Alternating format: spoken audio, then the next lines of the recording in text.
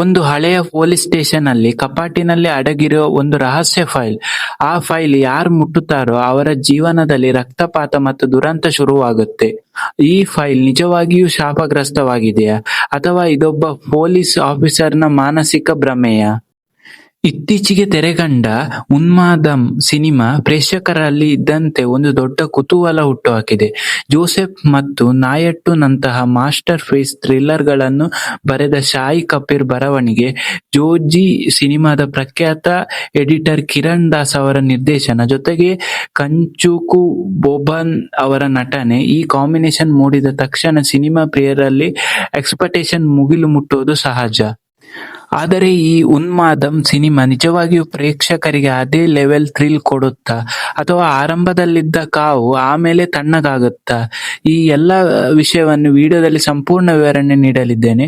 ವಿಡಿಯೋನ ಕೊನೆ ತನಕ ನೋಡಿ. ಇನ್ನು ನೀವು ಕೂಡ ನನ್ನ ಚಾನಲ್ ಸಬ್ಸ್ಕ್ರೈಬ್ ಆಗಿಲ್ಲ ಅಂದ್ರೆ ದಯವಿಟ್ಟು ಸಬ್ಸ್ಕ್ರೈಬ್ ಮಾಡಿ ಹಾಗೂ ಲೈಕ್ ಮಾಡಿ. ಕಥೆಯ ಪ್ರಮುಖ ನಾಯಕ ಶೆಲ್ಲಿ.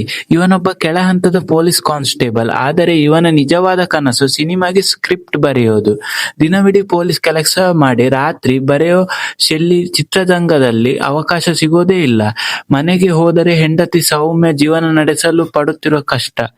ಶೆಲ್ಲಿ ಪದೇ ಪದೇ ಡ್ಯೂಟಿಗೆ ಹಾಕಿ ಸ್ಕ್ರಿಪ್ಟ್ ಹಿಡಿದು ತಿರುಗೋದ್ರಿಂದ ಹೆಂಡತಿ ಸಾಕೆನಿಸಿ ಗಲಾಟೆ ಮಾಡಿರುತ್ತಾಳೆ. ಆ ಹೊಸ ಸ್ಟೇಷನ್ನಲ್ಲಿ ಎಲ್ಲರೂ ಒಂದು ಹಳೆಯ ಕೇಸ್ ಫೈಲ್ ನೋಡಿ ಭಯಪಡುತ್ತಿರುತ್ತಾರೆ. ಆ ಫೈಲ್ ಅಂದರೆ ಆ ವರ್ಷಗಳ ಹಿಂದೆ ರೈಲ್ವೆ ಟ್ರ್ಯಾಕ್ ಹತ್ತಿರ ನಿಗೂಢವಾಗಿ ಸತ್ತ ಒಬ್ಬ ಹುಡುಗಿಯ ಕೇಸ್ ಫೈಲ್ ಇರುತ್ತೆ. ಆ ಸ್ಟೇಷನ್ನಲ್ಲಿರುವ ನಂಬಿಕೆ ಏನಂದ್ರೆ ಆ ಫೈಲ್ ಯಾರು ಮುಟ್ತಾರೋ ಅಥವಾ ತೆರೆಯುತ್ತಾರೋ ಅವರಿಗೆ ಅಪಶಕುನ ಅಥವಾ ಸಾವು ಎದುರಾಗುತ್ತಂತ. ಆದರೆ ಕತೆಗಾರ ಶೆಲ್ಲಿಗೆ ಈ ಕೇಸು ದೊಡ್ಡ ಸಿನಿಮೀಯ ಕತೆ ಕಾಣಿಸುತ್ತದೆ. ಅವನು ಎಲ್ಲರ ಮಾತು ಮೀರಿ ಆ ಫೈಲ್ ತೆರೆಯುತ್ತಾನೆ. ಅಲ್ಲಿಂದ ಶೆಲ್ಲಿಯ ಜೀವನ ರಿಯಲ್ ಶುರುವಾಗುತ್ತದೆ.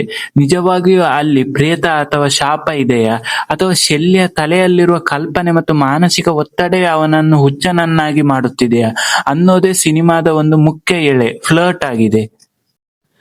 ಇನ್ನು ಸಿನಿಮಾದ ಪ್ಲಸ್ ಹಾಗೂ ಮೈನಸ್ ಪಾಯಿಂಟ್ ಕಡೆ ಬರೋದಾದ್ರೆ ಮೊದಲಿಗೆ ಪ್ಲಸ್ ಪಾಯಿಂಟ್. ಮೊದಲಿಗೆ ಕುಂಚಾಕೋ ಬೊಬನ್ ಅವರ ನಟನೆ. ಒಬ್ಬ ನಿರಾಸೆಗೊಂಡ ಬರಹಗಾರ ಮಾನಸಿಕವಾಗಿ ಕುಸಿಯುತ್ತಿರುವ ಪೊಲೀಸ್ ಅಧಿಕಾರಿಯಾಗಿ ಶೆಲ್ಲಿಗೆ ಪಾತ್ರ ಜೀವ ತುಂಬಿದ್ದಾರೆ. ಅವರ ಕಣ್ಣಿನಲ್ಲಿ ಕಾಣುವ ಆತಂಕ, ರೊಚ್ಚು, ಗೊಂದಲಗಳನ್ನು ಅದ್ಭುತವಾಗಿ ವ್ಯಕ್ತಪಡಿಸಿದ್ದಾರೆ. ಇನ್ನು ಹೆಂಡತಿ ಸೌಮ್ಯ ಪಾತ್ರದಲ್ಲಿ ನಟಿಸಿರುವ ಲಿಜೋ ಓಲ್ ಜೋಸ್. ಜೈ ಭೀಮ್ ಸಿನಿಮಾದಲ್ಲಿ ತಮ್ಮ ನಟನೆಯಿಂದ ಎಲ್ಲರ ಕಣ್ಣೀರು ಹಾಕಿಸಿದ್ದ ಈ ನಟಿ ಇಲ್ಲೂ ಕೂಡ ಒಬ್ಬ ಮಧ್ಯಮ ವರ್ಗದ ಗಂಡನ ಜವಾಬ್ದಾರಿಯಿಂದ ಬೇಸತ್ತ ಗೃಹಿಣಿಯಾಗಿ ನೈಜವಾಗಿ ಅಭಿನಯಿಸಿದ್ದಾರೆ. ಇನ್ನು ಟೆಕ್ನಿಕಲ್ ಡಿಪಾರ್ಟ್ಮೆಂಟ್ ವಿಷಯಕ್ಕೆ ಬಂದರೆ ಚಿತ್ರಕಥೆ ಮತ್ತು ನಿರ್ದೇಶನ. ಎಡಿಟರ್ ಆಗಿದ್ದ ಕಿರಣ್ ದಾಸ್ ಅವರು ಡೈರೆಕ್ಟರ್ ಆಗಿ ಪಾದಾರ್ಪಣೆ ಮಾಡಿದ್ದಾರೆ. ಪ್ರತಿಯೊಂದು ಫ್ರೇಮ್ ಕೂಡ ಮೂಡಿ ಬಂದಿರುವ ರೀತಿ ಸಿನಿಮಾಗೆ ಬೇಕಾದ ಡಾರ್ಕ್ ವಾತಾವರಣ ಸೃಷ್ಟಿಸುತ್ತೆ. ಇನ್ನು ಸಂಗೀತ, ಬಿಜಿಎಂ ಕಡೆ ಮಾತಾಡೋದಾದ್ರೆ ಮುಜೀಬ್ ಮಜೀದ್ ಅವರ ಹಿನ್ನೆಲೆ ಸಂಗೀತ ಈ ಸಿನಿಮಾಗೆ ಜೀವ ತಂದಿದೆ. ಸಸ್ಪೆನ್ಸ್ ಕ್ಷಣಗಳನ್ನು ಬರೋ ಸೌಂಡು ಡೈಸನಿಂಗ್ ನಿಮ್ಮ ಬೆನ್ನಲ್ಲಿ ನಡುಕ ಹುಟ್ಟಿಸುವುದಂತೂ ಪಕ್ಕ ಅಂತಾನೆ ಹೇಳ್ಬೋದು. ಇನ್ನು ಇಂಟರ್ವಲ್ ಬ್ಲಾಕ್. ಸಿನಿಮಾದ ಮಧ್ಯಂತರ ಘಟ್ಟ ನಿಜಕ್ಕೂ ಮೈ ನವಿರೇಳಿಸುತ್ತದೆ.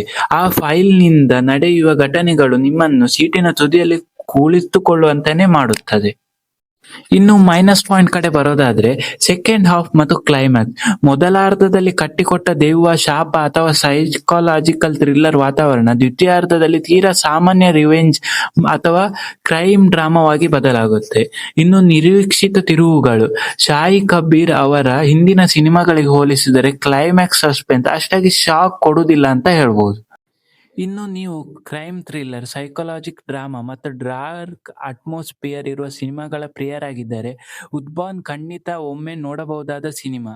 ಕೊಂಚಾಕೋ ಬೊಬಾನ್ ಅವರ ಅಭಿನಯಕ್ಕಾಗಿ ಮತ್ತು ಆ ತಾಂತ್ರಿಕ ಅನುಭವಕ್ಕಾಗಿ ಈ ಸಿನಿಮಾ ನೋಡಬಹುದು.